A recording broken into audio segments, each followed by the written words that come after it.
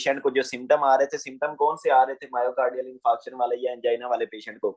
एक तो उसको एंजाइना मींस के चेस्ट पेन हो रही थी, ठीक है। देन सेकंड क्या आ रहा था, उसे डायाफ्रेसिस हो रही थी, स्वेटिंग हो गई, हैवी वाली स्वेटिंग हो गई उस पेशेंट को। देन नोजिया वोमिटिंग हो सकता है, चक्कर से आ सकते हैं उस पेशेंट को। देन और मैंने आप लोगों को बता दिया मेन चीज क्या होगी, रेट्रोस्टर्नल चेस्ट पेन, जिसको हमने क्या कहा था, एंजाइना। और कहीं पे आप वर्ड सुनोगे एंजाइना पेक्टोरिस, तो ये हो रही थी उस पेशेंट को। देन क्या है कि वो पेन रेडिएट कर रही थी, कहाँ पे रेडिएट कर रही थी, आपके लेफ्ट आर्म की तरफ रेडिएट कर सकती है या जा की तरफ रेडिएट कर सकती है। देन पेशेंट को क्या होता था, शॉर्टनेस ऑफ ब्रेथ होता था। इसका मैंने पूरा मैकेनिज्म आप लोगों को बताया था, कैसे शॉर्टनेस ऑफ ब्रेथ हो रही थी, और फटीग वगैरह के साथ आपके पास पेशेंट प्रेजेंट कर सकता है। ये तो हमें पता चल गया। अब मैं देता हूँ आप लोगों को इस सारी चीज का, इन चार का ओवरव्यू देता हूँ। फॉर एग्जाम्पल ये आपकी क्रोनरी ब्लड वेसल है, ठीक हो गया जी। और इसमें इस तरह करके एथ्रोमा बना हुआ है। अच्छा जी, अब देखो इधर से ब्लड जाएगा, इधर ये सेल्स हैं, ये वाले मायोकार्डियल सेल्स हैं, जिनको ये ऑक्सीजन, इधर से ब्लड फ्लो आ रहा था और ऑक्सीजन सप्लाई हो रही थी। अच्छा यार, ये ना मैं पॉइंटर्स के कलर में थोड़ा वो हो जाता हूँ, कंफ्यूज हो जाता हूँ, क्योंकि मैं कलर ब्लाइंड हूँ। तो मैं रेड क्या है कि ऑरेंज, आज मुझे दोस्त ने बताया कि तुम रेड क्या है कि ऑरेंज पिक कर लेते हो। तो ये आप लोगों ने खुद ही समझ जाना है कि रेड है या ऑरेंज है, क्योंकि इनमें मुझसे नहीं डिफरेंशिएट हो पाता। खैर ये मैं रेड बनाने लगा हूँ, आगे आप लोग देख लेना। तो अच्छा, खैर तो ये देखें, ये आपका रेड ब्लड जा रहा है, ठीक है, ये ऑक्सीजनेटेड ब्लड है, ये इधर से गुजर रहा है। तो आपको देखो ये जहां पे एथेरोस्क्लेरोसिस हुई पड़ी है, उधर से कम ब्लड गुजरेगा। जब इधर से कम ब्लड गुजरेगा तो जाहिर सी बात है, ये वाले जो सेल्स हैं इन्हें क्या मिलेगी, डिक्रीज मिलेगी ऑक्सीजन की सप्लाई। जब इन, आवाज क्लियर नहीं है यार, सबको आवाज क्लियर नहीं है या सिर्फ एक बंदे को नहीं है, जल्दी बताओ। क्लियर है, बाकी सबको ओके है, किन्जा आपके नेट का इशू है। अच्छा खैर, हम बात कर रहे थे कि इधर एथ्रोमा बना हुआ था, कोई वेसल में एथ्रोमा बना हुआ था, आगे वाले सेल्स को ऑक्सीजन की सप्लाई कम मिल रही है, क्योंकि हमें दिख रहा है कि इधर से कम ब्लड जा रहा है, ब्लड ही तो ऑक्सीजन लेके जा रहा था। तो लेकिन इस पेशेंट को सिम्टम नहीं आ रहे। जब वो स्कून वाली कंडीशन में था तो उस पेशेंट को कोई सिम्टम मीन्स के चेस्ट पेन वगैरह नहीं होती थी। लेकिन जैसे ही वो बंदा एक्सरसाइज करता था या कोई भी इस तरह का ज्यादा काम करता था, तो आपको पता है उस पेशेंट की ऑक्सीजन की डिमांड बढ़ जाती होती थी। जब ऑक्सीजन की डिमांड उसकी बढ़ जाती थी तो जाहिर सी बात है अब इधर से ऑक्सीजन की सप्लाई बढ़ पाएगी उस पेशेंट को।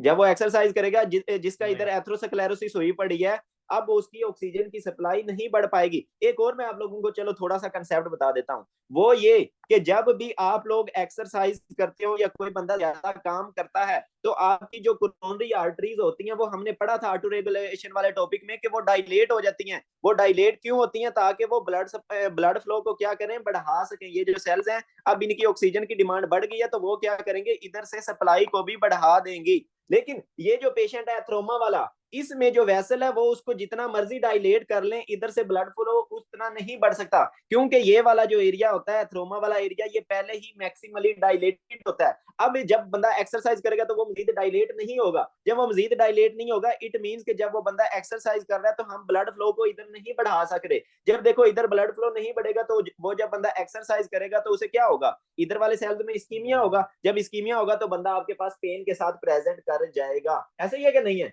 तो इसको हम कह देते होते थे कि ये वाला जो बंदा है, इसको है स्टेबल एंजाइना। ये अब आपने स्टेजेस याद रखनी है आज मैं आप लोगों को। ये आ गया पेशेंट को, सबसे पहले क्या हो सकता है, स्टेबल एंजाइना। देन और क्या प्रॉब्लम हो सकती है, और ये कि यही पेशेंट है, सेम पेशेंट है, पेशेंट हमने आज चेंज नहीं करना। पेशेंट को क्या हुआ कि ये जो आपने एथ्रोस्क्लेरोटिक प्लेग बनाया हुआ था, ये रप्चर हो गया। ये इधर से मैं कहता हूं जनाब रप्चर हो गया। आपको पता है जब ये रप्चर होगा तो इधर आके कौन लगना शुरू हो जाएगा, थ्रोम्बोसाइट्स और प्लेटलेट्स वगैरह लगना आके शुरू हो जाएंगे। तो इधर आके प्लेटलेट्स लगना शुरू हो गया। तो अब जो प्लेटलेट्स लगना आके शुरू हुए हैं, इससे जो ऑब्स्ट्रक्शन है वो मजीद बढ़ जाएगी। अब जब इधर से ऑब्स्ट्रक्शन मजीद बढ़ेगी तो ड्यूरिंग जब वो बंदा रेस्ट भी कर रहा होगा, तो इधर ये वाले जो सेल्स हैं, इनकी ऑक्सीजन की सप्लाई नहीं पूरी हो सकेगी। जब इनकी ऑक्सीजन की सप्लाई नहीं पूरी हो सकेगी तो उस पेशेंट को पेन होगा। कब पेन होगा, जब वो रेस्ट वाली कंडीशन में होगा। जब वो रेस्ट वाली कंडीशन में होगा तो उसको पेन होगा। पेन क्यों हो रहा है, because of decrease oxygen supply. तो इसको हमने क्या नेम दे दिया था, अनस्टेबल एंजाइना। पेशेंट वही है, ये देखो, ये समझो अगली स्टेज आ गई। पहली स्टेज में अभी प्लेग रप्चर नहीं हुआ था, लेकिन इसमें प्लेक रप्चर हो गया, ऑब्स्ट्रक्शन मजीद ज्यादा हो गई है, ऑब्स्ट्रक्शन मजीद ज्यादा हो गई है, तो उस पेशेंट को हम क्या कह देंगे, इस पेशेंट को क्या है, अनस्टेबल एंजाइना। इसको हमने याद रखने का क्या टोटका रखा था, वो ये कि जो स्टेबल एंजाइना होगा उसमें प्लेक स्टेबल होगा और पेशेंट के सिम्टम्स भी स्टेबल होंगे एट रेस्ट। लेकिन जो अनस्टेबल एंजाइना वाला पेशेंट है उसका जो प्लेक होगा वो अनस्टेबल होगा। आप देख सकते हो कि प्लेक रप्चर हो गया और उसके वो उस पेशेंट के जो सिम्टम्स होंगे वो भी अनस्टेबल होंगे एट रेस्ट, रेस्ट पे भी उसको पेन होगी। तो ये दो स्टेजेस आ गई कि अब हमने प्लेक को रप्चर करवा दिया है। देन आगे चलते हैं थर्ड स्टेज पे कि ये वाली जो थ्रोम्बोसिस है ना ये रुकी नहीं, ये मजीद बढ़ती गई। जब ये बढ़ती गई इधर भी सारे प्लेटलेट्स लगते गए। अब देखो पूरी ऑब्स्ट्रक्शन हो गई है, अब पूरी ऑब्स्ट्रक्शन हो गई है तो इधर से मजीद ब्लड फ्लो आगे जा सकता है, इधर ब्लड आ सकता है नहीं, आपका पाइप बंद हो गया, बिल्कुल बंद हो गया, आपकी कोरोनरी आर्टरी बिल्कुल बंद हो गई है। तो ये वाले जो बेचारे सेल्स हैं इनको अब बिल्कुल ऑक्सीजन नहीं मिलेगी। जब इनको बेचारों को बिल्कुल ऑक्सीजन नहीं मिलेगी तो क्या होगा, ये सेल्स मरना स्टार्ट हो जाएंगे। कब मरना स्टार्ट होते हैं, जब मोर देन 20 मिनट्स इनको ऑक्सीजन ना मिले तो ये क्या हो जाते हैं, मरना स्टार्ट हो जाते हैं। और इनके मरने को because of decreased oxygen supply, इसको हम क्या कहते होते थे, इन्फॉक्शन। इसको हम क्या कहते होते थे, इन्फॉक्शन। ठीक हो गया। कौन से सेल्स की इन्फॉक्शन हो रही है, मायोकार्डियल सेल्स की, तो इसको हमने क्या नेम दे दिया, मायोकार्डियल इन्फॉक्शन। ठीक हो गया। सिंपली हम कह देते होते हैं इस पेशेंट को क्या है, MI है। अच्छा जी, ये हमें पता चल गया MI, या हम कह देते हैं कि इस पेशेंट को क्या हो गया, हार्ट अटैक हो गया, जो नॉर्मल लैंग्वेज में हम कहते होते हैं। अब पेशेंट को हो गया जनाब हार्ट अटैक, तो इस पेशेंट में हमें ECG पे क्या चेंज मिलेगी। ये फॉर एग्जांपल अगर मैं आप लोगों को ये कहता हूं कि जनाब ये देखें, ये आपका लेफ्ट वेंट्रिकल उसने बनाया हुआ है, ठीक है, ये आप देख सकते हैं, ये लेफ्ट वेंट्रिकल राइट वेंट्रिकल। अब क्या है कि जब भी इन्फॉक्शन हो रही थी तो वो अंदर से स्टार्ट हो रही थी, पहले एंडोकार्डियम सब एंडोकार्डियल एरिया में होती थी, देन मायोकार्डियम में होती थी, एंड देन पेरिकार्डियम मींस के बाहर की तरफ आती थी। वो मैंने आप लोगों को बता दिया कि इस तरह करके कोरोनरी आर्टरी जो होती है वो प्रोवाइड कर रही होती है ब्लड। तो जो मोस्ट डिस्टल एरिया होता है उधर सबसे पहले क्या होगी, इन्फॉक्शन होगी। ठीक है, इट मींस के इधर से इन्फॉक्शन स्टार्ट होगी। तो यही हो रहा होता है आपकी एनस्टेमी में, जो एनस्टेमी होती है जिसमें आपकी सब एंडोकार्डियल इन्फॉक्शन हो रही होती है, उसमें आपको एसटी डिप्रेशन मिल जाती है। ठीक हो गया जी। तो इस पेशेंट में आपको क्या मिल जाएगी, एसटी डिप्रेशन मिल जाएगी, टी वेव इन्वर्जन मिल जाएगी। क्यों मिल रही है, बिकॉज इधर जो इन्फॉक्शन हो रही है वो अभी सिर्फ सब एंडोकार्डियल एरिया में है। तो ये आ गई आपके पास इस पेशेंट की थर्ड स्टेज। थर्ड स्टेज पे क्या हो सकता है, उस पेशेंट को NSTEMI non S T elevated MI। ठीक हो गया जी। तो इसको हमने क्या नेम दे दिया जनाब, इस पेशेंट को हो गया है एनस्टेमी। देन मजीद क्या होता है कि मजीद अब ये ऑब्स्ट्रक्शन बिल्कुल रहती है, ये खत्म नहीं होती, ये ठीक नहीं होती। तो अब देखो आगे वाले जो सेल्स हैं, पहले तो सबसे पहले ये वाले सेल्स मरेंगे ना, एंडोकार्डियम के नीचे वाले ये वाले सेल्स, देन ये सारे सेल्स मरना स्टार्ट हो जाएंगे। तो ये सारे सेल्स मर जाएंगे। जब देखो ये सारे सेल्स मर जाएंगे तो इसको हम कौन सा इन्फार्क्ट कहेंगे, अब सब एंडोकार्डियल कहेंगे या ट्रांसम्यूरल, इसको हम कहेंगे ट्रांसम्यूरल। तो ये आप देख सकते हैं कि इस पेशेंट की अब सारी लेयर्स मर चुकी हैं, जो उसका हार्ट था उसकी सारी लेयर्स मर चुकी हैं, तो इसको हमने नेम दे दिया ट्रांसम्यूरल। तो आपको मैंने कल बताया था कि जब भी ट्रांसम्यूरल इन्फार्क्ट होगा उस वक्त जो ECG पे चेंज मिलेगी वो क्या मिलेगी, ST एलिवेशन मिल जाएगी। तो इस पेशेंट में आपको क्या मिल जाएगा जनाब, ST एलिवेशन। तो इसी वजह से हमने इसको नेम दे दिया ST एलिवेटेड MI। ठीक हो गया जी। तो आई होप आप लोग जो है अब इसमें कभी भी कंफ्यूज नहीं होगे।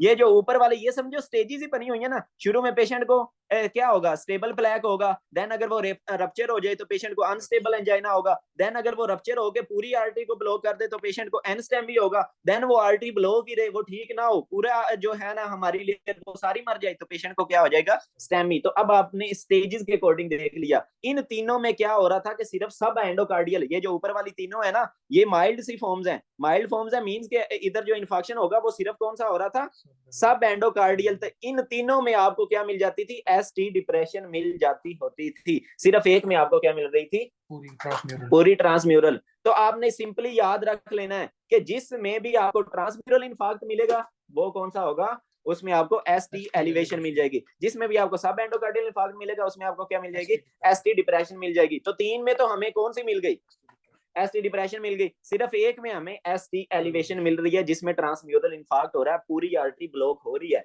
एक और जगह पूरी आर्टरी ब्लॉक हो रही थी, अगर आप लोगों को याद हो तो मैंने आप लोगों को बताया था वेजोस्पास्टिक एंजाइना। वेजोस्पास्टिक एंजाइना में क्या होता था, फॉर एग्जांपल ये आपकी कोरोनरी आर्टरी है तो वो ये नॉर्मल कोरोनरी आर्टरी है, ठीक हो गया। वेजोस्पास्टिक एंजाइना में क्या हो रहा था कि आपकी जो कोरोनरी आर्टरी है उसकी क्या हो जाती थी, वॉल की स्पैज्म हो जाती थी। तो ये आप देख सकते हो कि जब वॉल की स्पैज्म हो गई है तो इधर से ब्लड जा सकेगा नहीं, इट मींस कि इसमें भी पूरा ब्लॉक हो गया है। तो पूरी जो वाल है उस पूरी का क्या हो जाएगा, इस्कीमिया हो जाएगा। तो आपको पता है जब पूरी वॉल का इस्कीमिया होता है तो आपको क्या मिल जाती है, एसटी एलिवेशन। तो ये आपके पास तीन चीजें आ गई, सिंपल सी तीन चीजें हैं। आपको क्या है कि जब भी ट्रांसम्यूरल इंफार्क्ट मिलेगा आपको क्या मिलेगी, एसटी एलिवेशन मिलेगी। तो ये आप देख सकते हो स्टेमी एंड वेजोस्पास्टिक। अब आप लोग कहोगे कि वेजोस्पास्टिक और स्टेमी में डिफरेंस क्या है, दोनों में ट्रांसम्यूरल प्रॉब्लम आ रही है, दोनों में एसटी एलिवेशन हो रही है। तो वेजोस्पास्टिक विद इन 15 मिनट्स ठीक हो जाता है, मींस के इसमें आपको एंजाइम्स एलिवेटेड नहीं मिलेंगे। एंजाइम्स सिर्फ आपको उस वक्त एलिवेटेड मिलेंगे जब आपके ये सेल्स मरना स्टार्ट हो जाएंगे और एंजाइम्स रिलीज होके। तो आपके एंजाइम्स, अब आप लोग मुझे बताओ कि आपके जो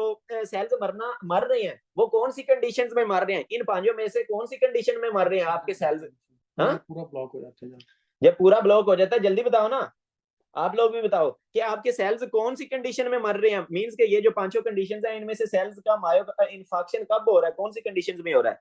तो जाहिर सी बात है अल्लाह दे बंदे हो कि आपका एन स्टेमी में इन्फार्क्ट हो रहा है और स्टेमी में इन्फार्क्ट हो रहा है, बाकी सब में तो इन्फार्क्ट हो ही नहीं रहा। तो इन दोनों में सिर्फ आपको क्या मिल जाते होते थे, एंजाइम्स एलिवेटेड मिल जाते होते थे। चलते हैं आगे। आ गया कि उसने इधर लिखा हुआ है कि कॉमनली ओक्लूडेड आर्टरीज, आपकी कोरोनरी आर्टरीज कौन सी होती हैं, left anterior descending, RC and circumflex.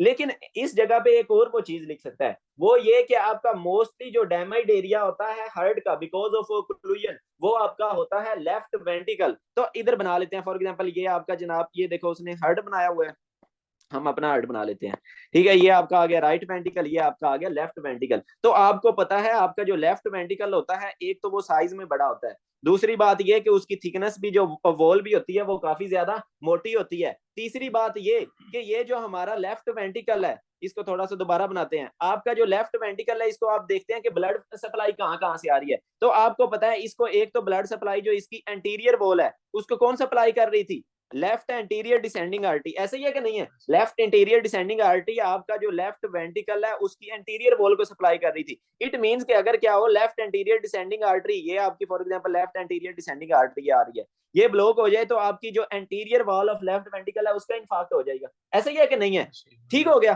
तो देन सेकंड कौन सी आर्टरी आपकी होती है, जो हार्ट की कोरोनरी आर्टरी, सेकंड पे आ गया आपकी आरसीए, ऐसे ही है ना, राइट कोरोनरी आर्टरी। तो राइट कोरोनरी आर्टरी जो होती है वो भी आपको पता है कि राइट कोरोनरी आर्टरी से आगे एक ब्रांच निकल रही होती है पीडीए, पोस्टीरियर डिसेंडिंग आर्टरी, जो कि आपका जो हार्ट है उसका ये जो लेफ्ट वेंटिकल है इसके इंफीरियर पार्ट को और पोस्टीरियर पार्ट को सप्लाई कर रही थी कौन सी, पीडीए, पोस्टीरियर डिसेंडिंग आर्टरी। ऐसे ही है कि नहीं है, हमने पढ़ा था यार ये पीडीए वाला। तो अब देखो अगर क्या हो कि राइट कोरोनरी आर्टरी ब्लॉक हो जाए, इट मींस कि ये जो हमारा लेफ्ट वेंटिकल है इसका जो पोस्टीरियर पार्ट है और इंफीरियर पार्ट है उसको ब्लड सप्लाई नहीं मिलेगी। तो सेकंड भी चीज आ गई कि जब भी आरसीए ब्लॉक होगी उस वक्त भी हमारा लेफ्ट वेंटिकल कोई प्रॉब्लम आ रही है, जब आपकी left anterior descending artery block हो रही है उस वक्त भी आपके लेफ्ट वेंटिकल कोई प्रॉब्लम आ रही है। देन थर्ड होती थी जो आपका इधर से फॉर एग्जांपल जाती होती थी लेफ्ट सर्कमफ्लेक्स, जो कि लेटरल पार्ट ऑफ लेफ्ट वेंटिकल को सप्लाई कर देती थी। तो ये जो लेटरल पार्ट है हमारे लेफ्ट वेंटिकल का, अगर for example left circumflex block हो जाएगी, एलसीएक्स जिसे हम कहते हैं,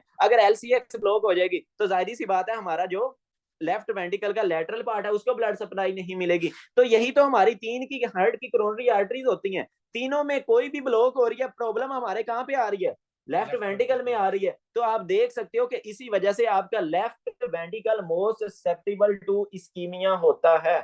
ठीक हो गया जी। तो ये हमने चीज देख ली। बाकी ये वाला एमसीक्यूज आता है कि कौन सी आर्टरी के दूसरा डैमेज होने के चांसेस सबसे ज्यादा होते हैं ओक्लूजन होने के, तो ये आपने देख लेना है कि लेफ्ट एंटीरियर डिसेंडिंग के सबसे ज्यादा, देन आरसीए के, एंड देन आ गया आपकी लेफ्ट सर्कमफ्लेक्स आर्टरी के। अच्छा जी, ये तो हमें पता चल गया। देन आगे चलते हैं। आगे आ गया कि पेशेंट को फॉर एग्जांपल मायोकार्डियल इंफाक्शन हो गई है, तो आप जब उसके हार्ट पे देखोगे, हार्ट को देखोगे तो आपको कौन कौन सी चेंजेस मिल सकती हैं, आपको हार्ट को देख के कैसे पता चल जाएगा कि इसको एमआई हुआ है या नहीं हुआ। तो पहले जो 4 घंटे होते हैं 0